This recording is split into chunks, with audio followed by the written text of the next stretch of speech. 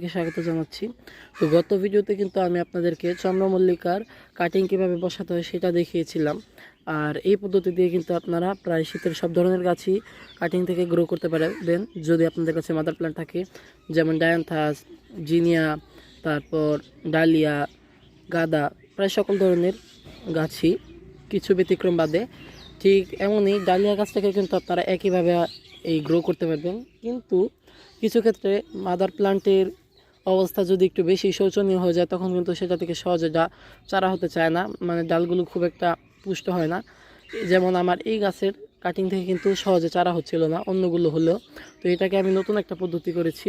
যা করেছি সেটা হচ্ছে, এই যে এই ডালটা এখান থেকে চারা দেখতে পাচ্ছেন, এটা এখানে লাগানো ছিল, মানে মাটিতে গুঁজে দিয়েছিলাম ঠিক এইটার মতন।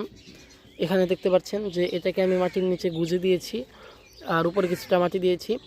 এভাবে 1-2 সপ্তাহ রাখার পর ভেতর আপনা আপনি রুট চলে